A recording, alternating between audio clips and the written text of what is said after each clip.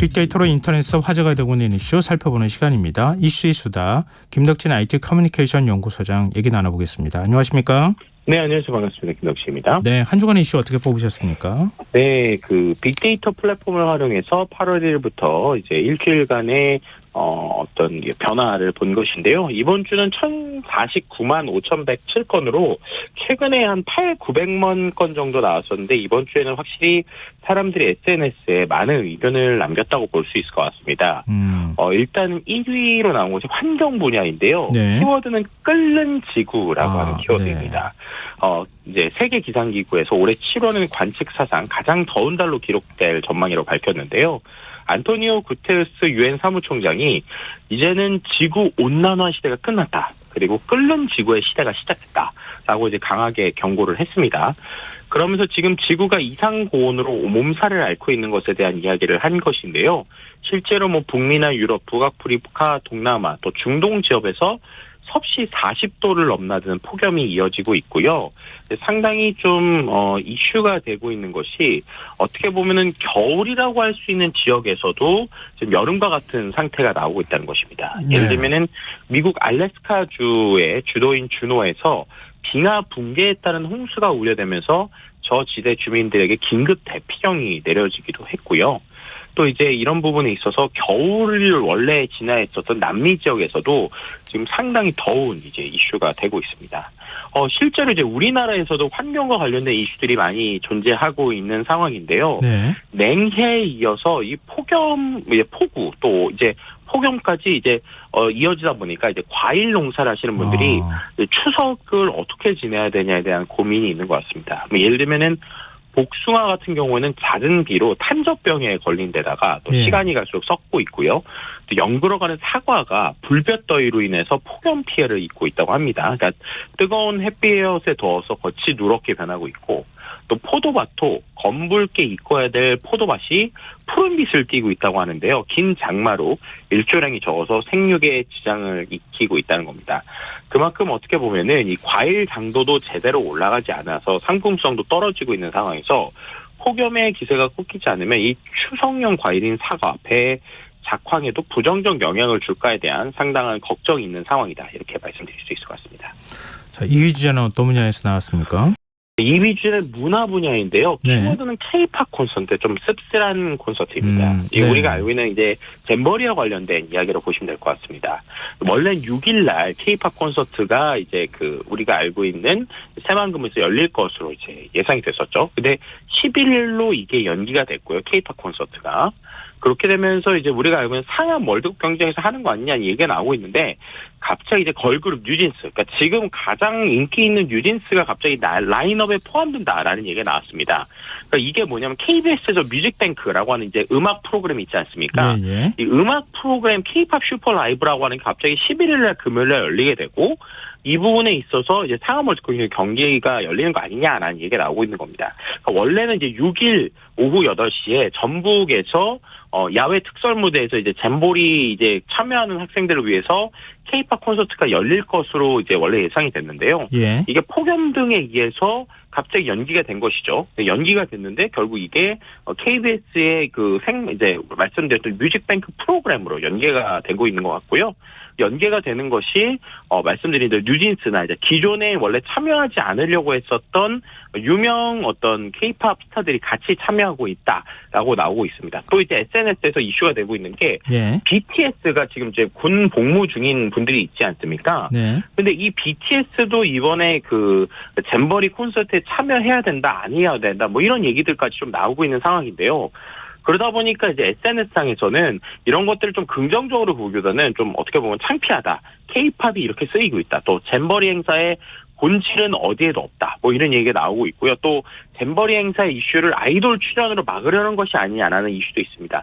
반면 이제 이거라도 좀 제대로 해서 외국 친구들에게 좋은 기억으로 마무리할 수 있게 해줬으면 좋겠다는 얘기도 나오고 있지만 어쨌든 분명히 씁쓸한 좀 이슈들이 계속 진행되고 있다. 이렇게 말씀을 드릴 수 있을 것 같습니다.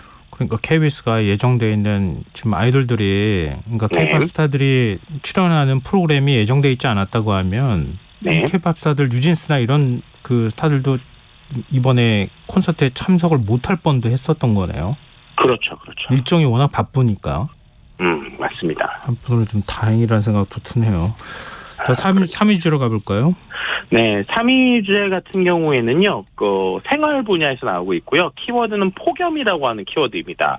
뭐 앞서서 잼버리 얘기도 드렸지만 어쨌든 지금 폭염이 너무 심하다 보니까 이제 어떻게 보면 생활에서도 상당히 많은 고민을 겪고 있다는 것인데요. 네. 어제죠, 7일 이제 여름철 전력 최대치, 그러니까 전력 피크의 요금이 비상이 걸린 이제 이슈가 생겼습니다.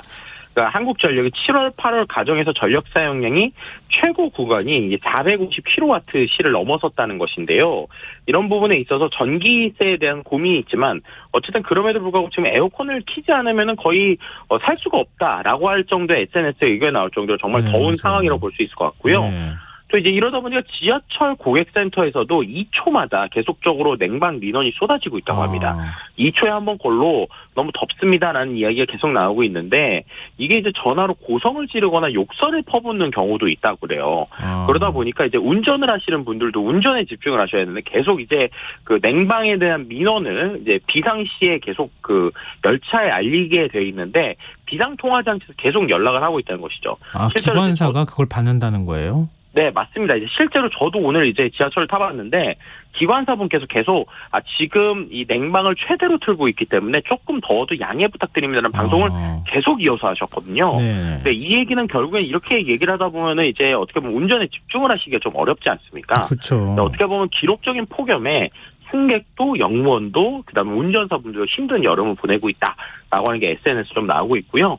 또 이런 더위가 이제 얼마나 심각한지를 볼 수 있는 것 중에 하나가 제주도에서 온열 질환자가 이제 55명까지 나오고 있고 또 광어 우리가 알고 있는 그 회 있지 않습니까? 예. 보통 이제 광어를 요즘에 양식을 하잖아요. 근데 제주가 양식을 많이 하죠. 네, 맞습니다.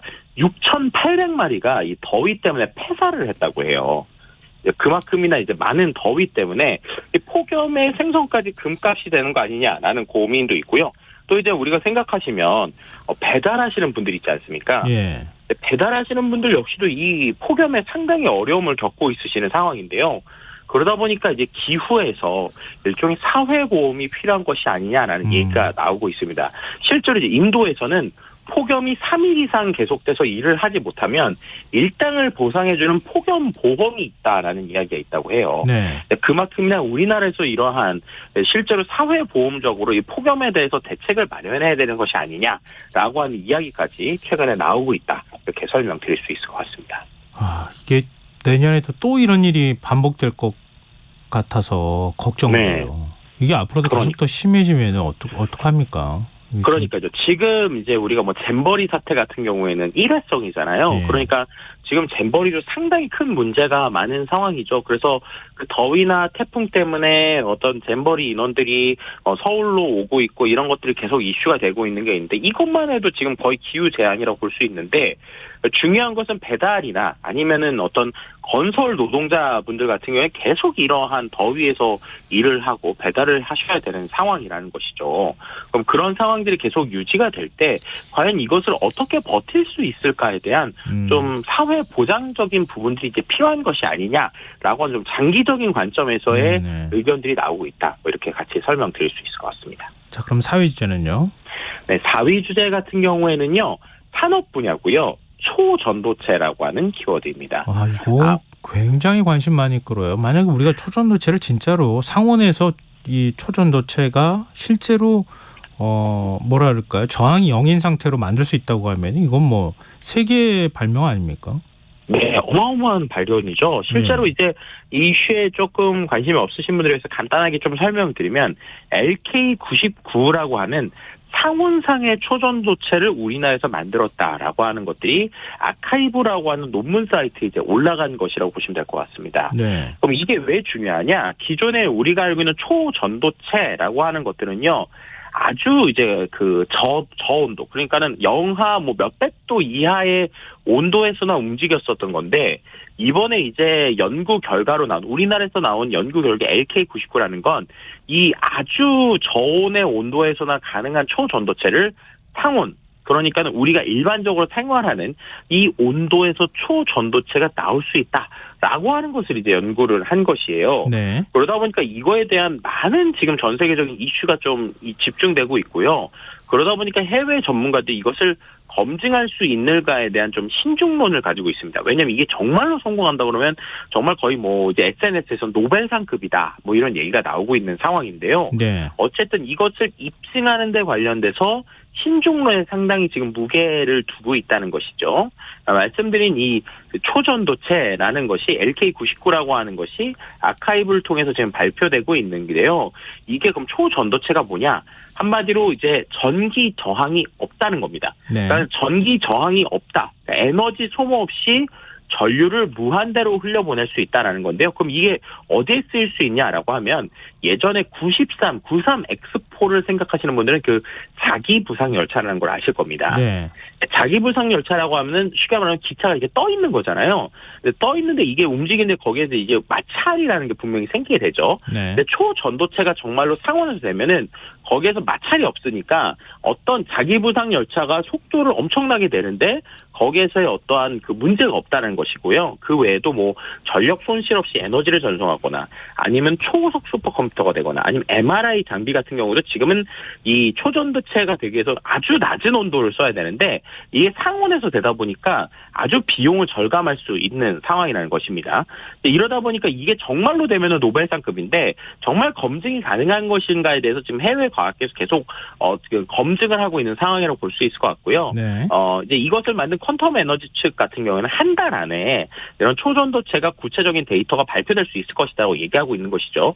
근데 이제 문제는 뭐냐? 네. 이게 아직 검증이 안 된 상황인데 주식시장, 그러니까 주가 시장에서는 이게 상당히 큰 변수로 지금 작용하고 있다는 겁니다. 네. 심지어 이제 몇몇 회사들은 우리가 초전도체랑 관계가 없다라고 얘기하고 있는데도 그러면서 계속 주가가 오르고 있는 상황이거든요. 그렇기 때문에 이런 LK99, 그러니까 초전도체에 대한 좀 어느 정도의 기대감은 있지만 그럼에도 불구하고 투자를 할 때는 분명히 좀 조심하셔야 된다라는 부분이 SNS에 상당히 나오고 있다. 이렇게 말씀드릴 수 있을 것 같습니다. 아, 초전도체가 만약에 우리나라에서 개발을 했다고 하면 네. 그 모든 전자제품부터 시작해서 모든 에너지의 혁명이 일어나는 거라고 볼 수 있을 텐데 정말 혁명이죠. 됐으면 참 좋겠지만 이 과연 과학적으로 검증이 가능할까? 네. 여기에 대해서는 회의적인 시각이 좀 많은 것 같습니다. 하여튼 주식 투자 조심해야 될 것 같습니다. 마지막 네. 5위 주제는요?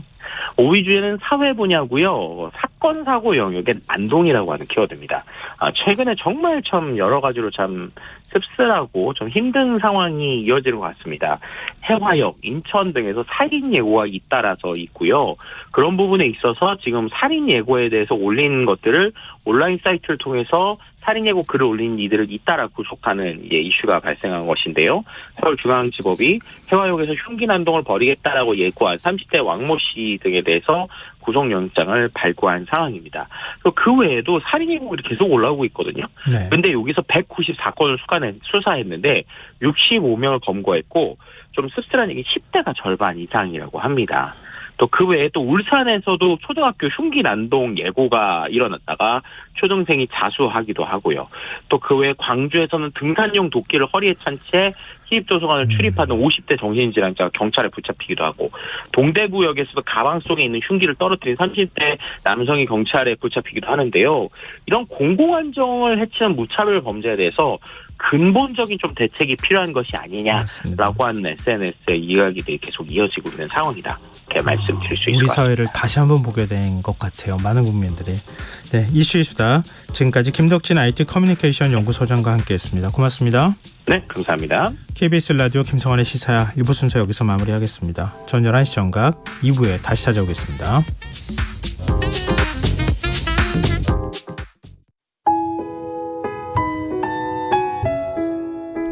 청취자 여러분, 위기가정을 찾아주세요. 어려운 경제 상황 속에서 긴급한 경제적 지원이 필요한데도